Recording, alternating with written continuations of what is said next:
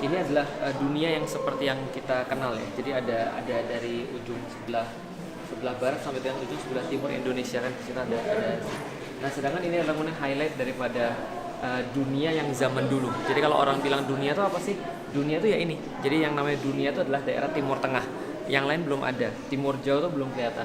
Dan kalau teman-teman lihat, yang menarik di sini begini. Jadi untuk memahami tentang sejarah Turki itu adalah pertama-tama kita harus lihat bahwa dunia itu zaman dulu Allah bagi bukan timur dan barat, tapi Allah bagi utara dan selatan. Nah, utara dan selatan, dan Allah membagi utara dan selatan itu dengan deretan gunung. Nah, coba lihat nih. Dari sini nih ada gunung tuh. Ini kan gunung. Lanjut sini gunung, sampai kemudian sampai Cina nanti juga gunung. Jadi dari timur sampai ke barat semuanya gunung semua. Lah kenapa dibatasin dari utara sampai ke selatan gunung? Karena di utara ini ada sesuatu yang berbahaya, sehingga mereka nggak boleh ganggu yang sebelah selatan. Nah, apa yang berbahaya? Ceritanya begini. Pas dulu Nabi Nuh itu kemudian setelah selesai banjir besar, berdasarkan dalil-dalil Israiliyat. Jadi dari Israiliyat itu diambil daripada Alkitab, diambil daripada kemudian dalil-dalil yang lain, kemudian diceritakan ulang. Kalau kita orang Muslim kan menganggap bahwa dalil Israiliyat ini, dalil-dalil yang bukan berasal dari Quran dan hadis ini, kita bisa terima, tapi kita juga tidak bisa percaya secara total. Tapi bisa dijadikan sebagai informasi. Contoh, apa saja informasinya? Salah satunya adalah bahwa setelah selamat itu Nabi Nuh punya 3 anak yang selamat diceritakan, yang laki-laki, Sem, Ham, dan Yafid. Namanya siapa? Sem, Ham, dan Yafid. Nah, Sem ini dikasih wilayah pertengahan dunia. Nah, ini daerah Syam. Makanya namanya Syam. Diambil dari namanya Sem. Keturunan Sem itu disebut dengan Semit. Pernah dengar kata-kata Semit? Contoh misalnya orang-orang Yahudi berkata, kita terus menggalakkan orang-orang Jerman itu adalah gerakan anti-Semit yang nggak setuju sama orang-orang Yahudi, Holocaust dan sebagainya. Nah, Sem itu adalah keturunan daripada Sem. Bahasa-bahasa Semitik misalnya, bahasa Arab, Ibrani itu Semitik, satu rumpun. Kenapa? Karena sama-sama keturunan Sem, gitu kan ya. Nah, selain kemudian Sem dikasih wilayah dan bagian Syam ini, bagian timur tengah ini, juga ada yang namanya Ham. Ham ini dikasih wilayah bagian sebelah sini, sebelah selatan. Orang-orangnya ciri-cirinya hitam, rambutnya kemudian kriwil, lalu kemudian orangnya yaitu hitam-hitam dan kriwil gitu kan ya. Nah, itu Ham. Keturunannya namanya Hamid. Contohnya orang-orang Afrika, orang-orang kemudian bagian-bagian selatan lah, Maroko yang awal dan seterusnya. Nah, yang utara itu dikasih kepada kemudian Yafid. Nah, ini daerah utara, bagian atas di atas gunung. Itu adalah orang-orang Yafid. Makanya orang-orang bilang bahwa Yafid ini adalah bapaknya orang-orang Mongoloid. Termasuk orang-orang Indonesia itu bapaknya adalah Yafid. Nah, kenapa? Karena Yafid ini tinggalnya di bagian utara. Kenapa kemudian Allah membatasi kemudian gunung supaya orang-orang utara nggak nyerang ke selatan? Karena orang-orang utara itu kemudian sadis-sadis, orang-orang kejem-kejem. Mereka bangsa penunggang kuda, mereka kemana-mana dikatakan oleh Rasulullah pakai sendal dari bulu. Lah kenapa? Karena dingin. Dan mereka orang-orang yang daerah atas-atas ini. Siapa aja keturunan Yafitik? Attila Dahan itu Yafitik, Viking itu Yafitik. Siapa lagi misalnya? Orang-orang Mongol itu Yafitik. Turki juga termasuk Yafitik. Nah, termasuk orang Cina juga Yafitik. Nah, makanya sejarah itu menghiasi bahwa seluruh peradaban itu, yang orang-orang di bawah, yang tengah dan bawah ini, semuanya menutupi seluruh celah-celah gunung ini kalau ada.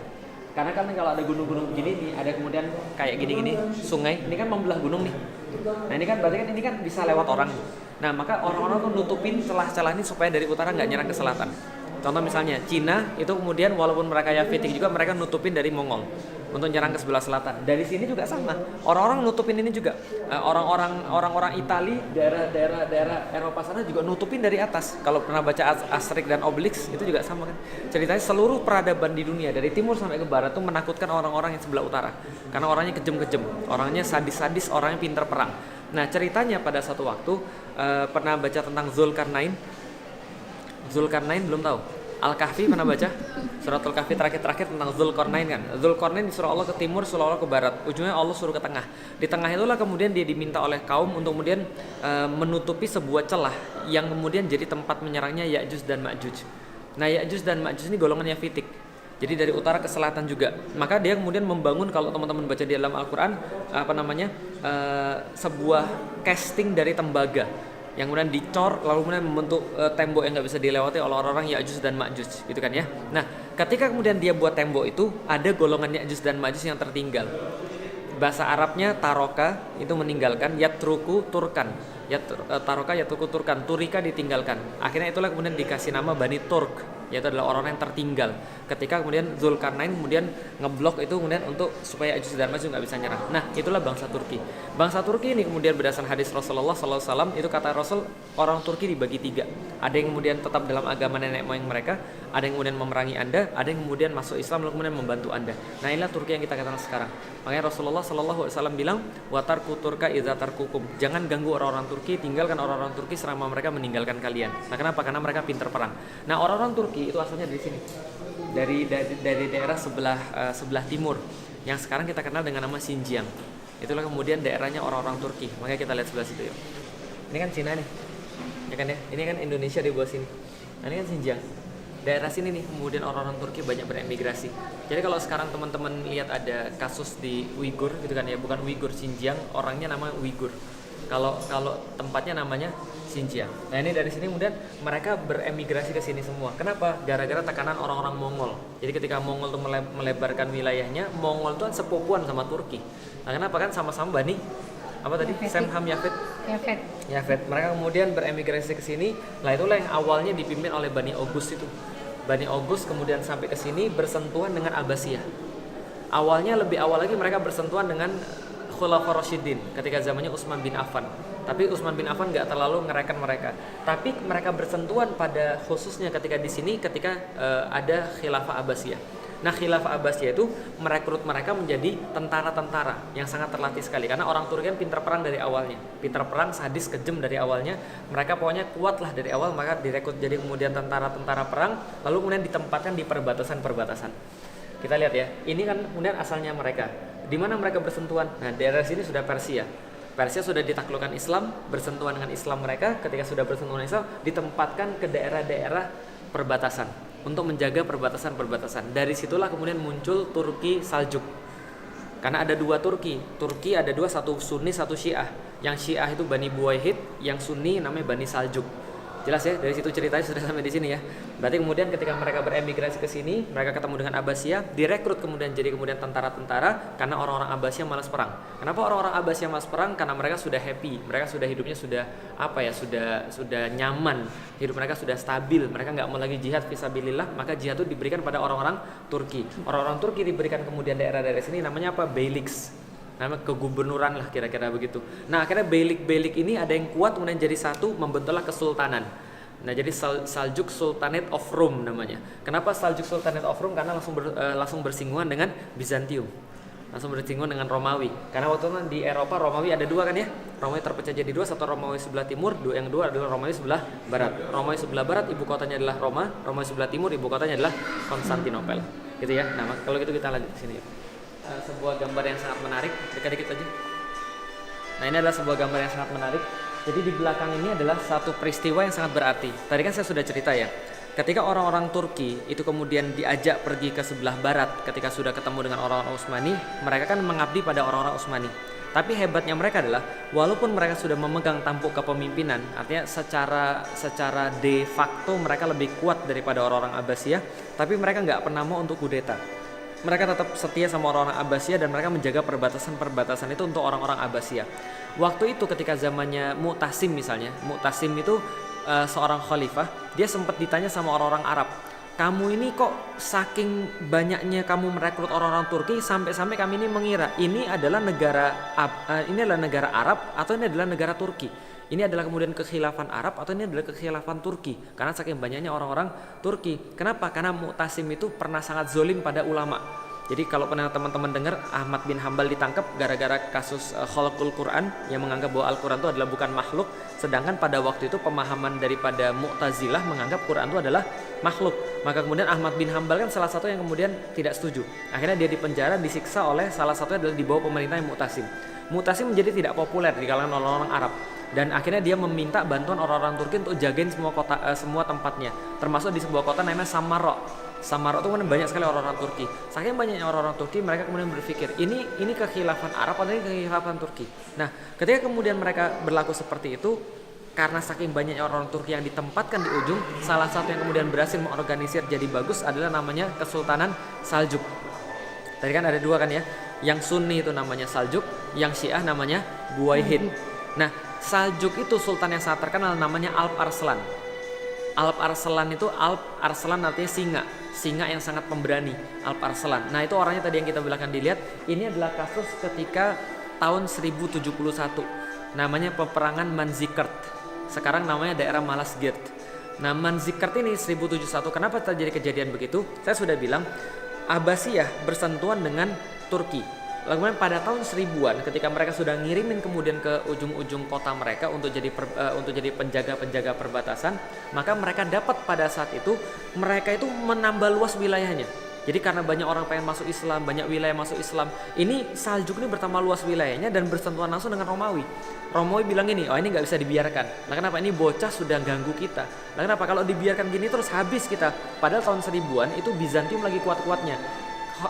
Kaisarnya namanya Romanus Diogenes. Nah Romanus ini akhirnya mengumpulkan pasukan. Ada yang bilang 200.000, ada yang bilang 40.000. Manapun, tapi itu masih 2 kali lipat daripada pasukannya Alp Arslan pada saat itu. Nah ketika kemudian dia ngumpulin pasukan 200.000 atau 40.000 tadi, taruhlah 200.000 ya. Dia kemudian ngajak perang. Alp Arslan nggak mau nanggepin. Tapi kemudian dia tetap ngajak perang. Akhirnya Alp Arslan mengerahkan seluruh pasukannya, memerintahkan seluruh pasukannya untuk pakai baju warna putih kayak di situ. Itu bukan hanya baju warna putih, tapi dia libet kemudian badannya pakai kain kafan. Dan seluruh pasukannya juga sama. Bahkan di perisai-perisainya juga dikasih kain kafan. Supaya kenapa? Maju, kalau kalian mati kalian sudah dikuburkan pakai ini. Tapi kalau kalian selamat berarti Allah sudah memenuhi janji pada kalian. Kalau kalian mati kalian akan syahid.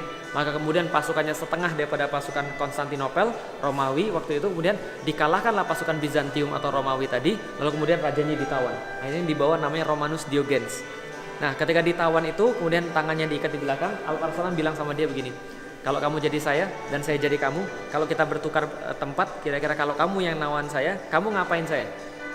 Rajanya kemudian bilang, ya saya bunuh kamu dan saya akan hinakan kamu, mungkin saya akan seret kemudian mayatmu dengan kuda saya. Alp Arslan bilang, saya bisa melakukan itu, tapi saya melakukan sesuatu yang lebih menghinakan kepada dirimu. Apa yang lebih menghinakan? Dia mengirimkan pasukannya untuk mengawal Raja Romanus ini dibebaskan dan dikawal balik ke Konstantinopel dengan bendera la ilaha illallah Muhammadur Rasulullah. Nah, itu ditulis oleh Ibnu Katsir. Nah, itu ditulisnya itu adalah penghinaan yang luar biasa bagi orang-orang Kristen pada saat itu. Menurut orang-orang Kristen. Kenapa? Menunjukkan kebesaran Islam, kebaikan Islam, kemudian untuk membebaskan mereka dengan cuma-cuma.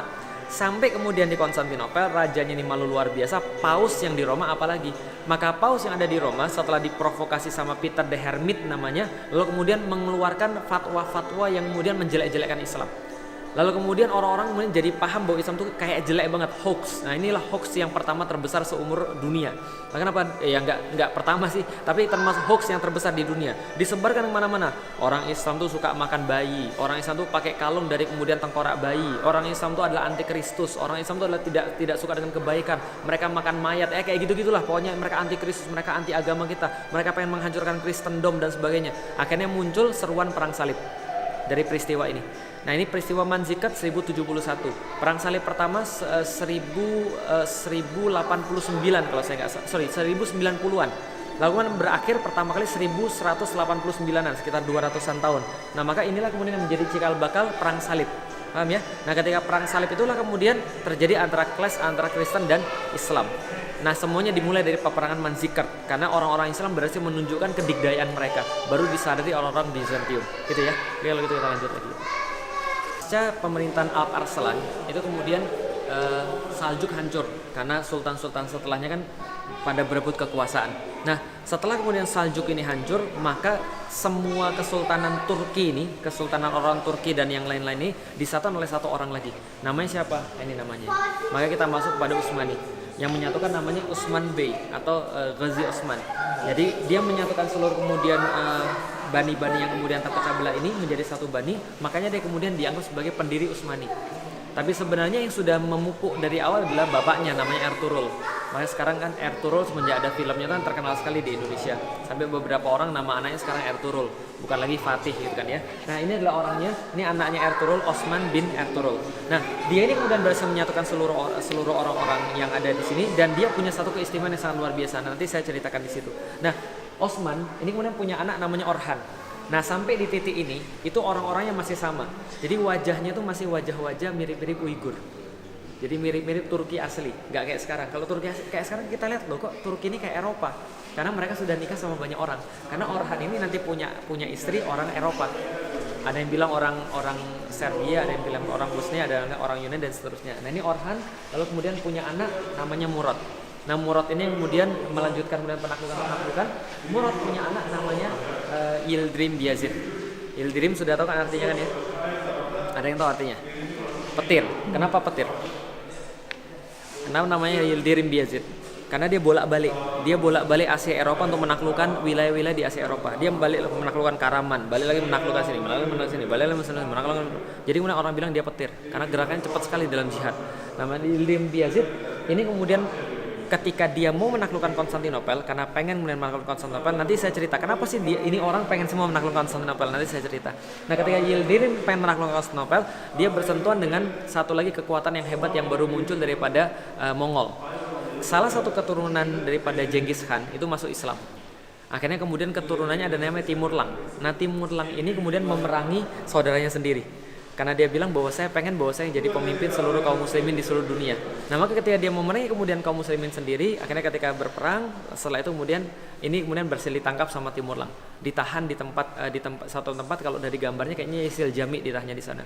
Nah ketika ditahan di sana, meninggal dalam kemudian kurungan. Setelah meninggal, anak-anaknya berebut kekuasaan. Anaknya berebut kekuasaan dan orang-orang mengira bahwa Turki sudah habis, Utsmani sudah habis. Tapi ternyata berhasil disatukan lagi oleh seseorang namanya Birinci Mehmet. Ini adalah Mehmet I yang kemudian menyatukan kembali seluruh Turki. Maka orang bilang inilah kemudian pendiri Turki yang kedua. Setelah kemudian Osman Ghazi, lalu kemudian Mehmet I. Dan Mehmet I ini adalah orang yang sangat penting bagi orang-orang Indonesia. Kenapa? Lihat pemerintah dia 1413 sampai 1421. Di zamannya dia itu diperintahkan Wali Songo untuk ke Indonesia.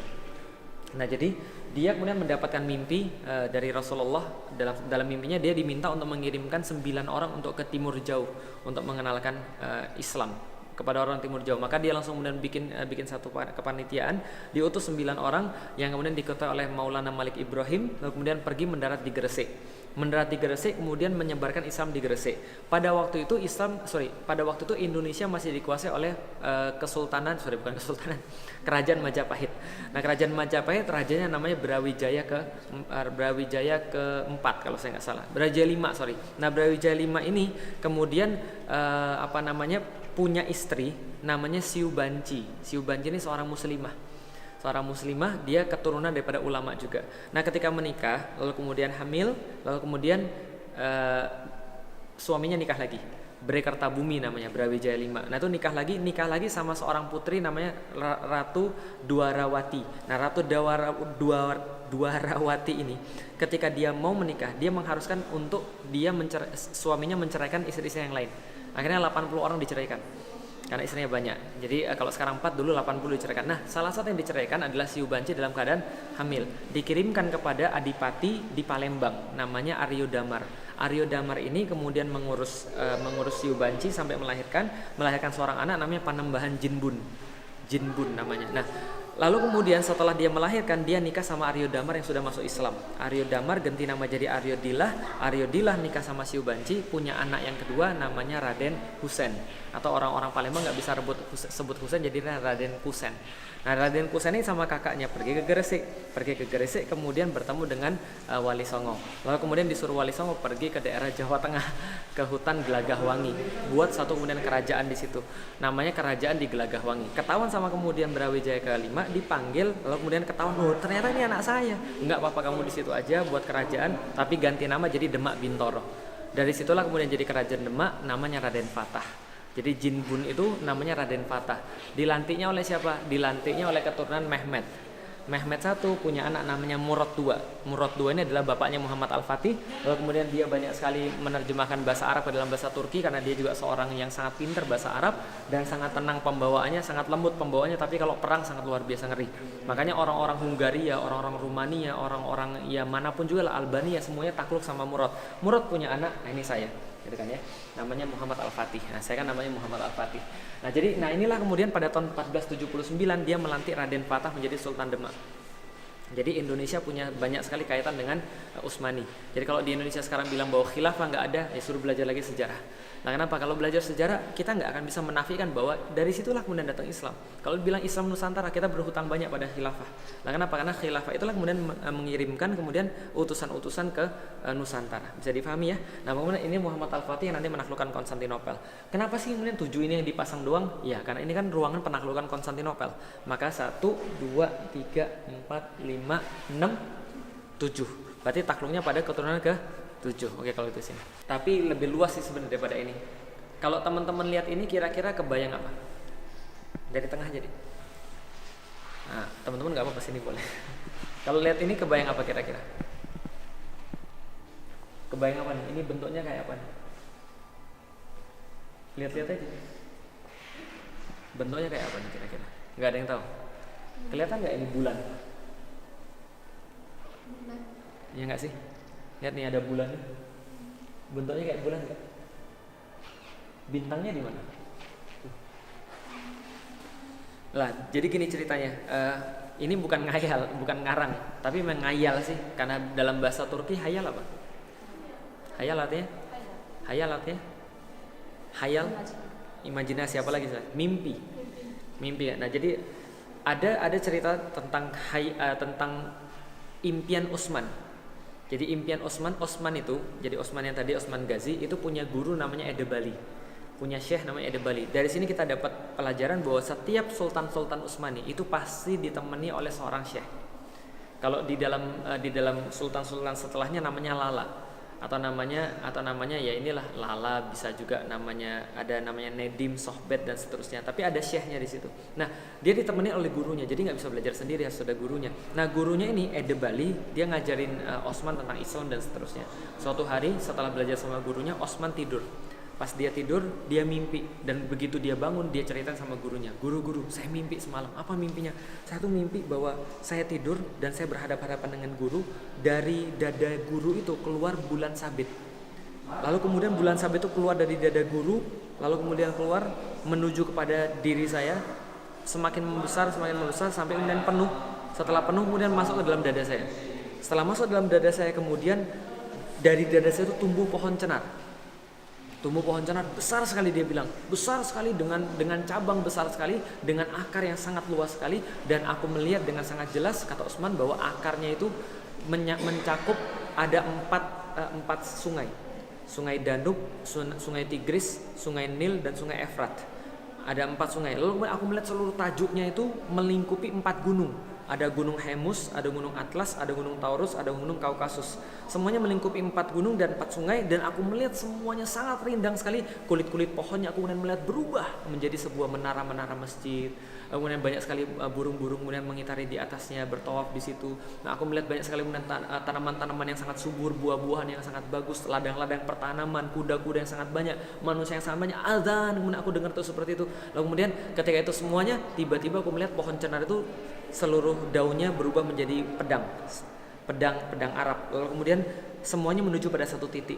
Satu titik itu adalah Konstantinopel, dia bilang begitu. Lalu kemudian aku terbangun, dan ketika aku terbangun itu, ketika itu kemudian seluruh gambaran tadi itu berubah menjadi cincin, dan cincin itu dipakaikan dalam tanganku, kata Utsman. Lalu kemudian dia terbangun. Lalu dia ceritain itu sama gurunya bilang, serius begitu? Iya. Kamu nikah sama anak saya jadi. Akhirnya kemudian Edebali menikahkan Utsman pada anaknya namanya Malhun. Dari situlah kemudian muncul kemudian keturunan-keturunan yang lain.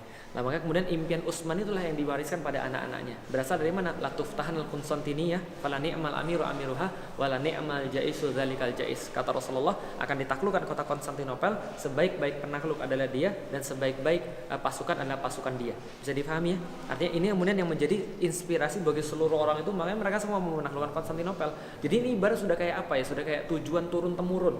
Jadi dari buyut kepada cucunya, cucu kepada bapak, bapak kepada anaknya, anak pada cucunya lagi, semuanya kemudian diwariskan.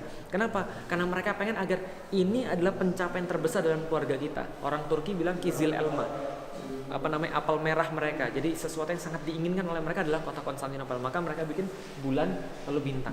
Itu kemudian yang saya dapat dari kemudian apa yang kemudian saya baca.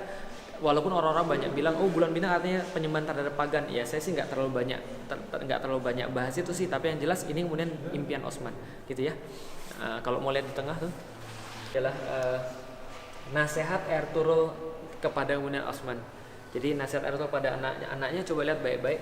Ini adalah ingat-ingat anakku bahwa kamu boleh kemudian melawan saya, tapi kamu jangan pernah melawan Syekh Ade-Bali.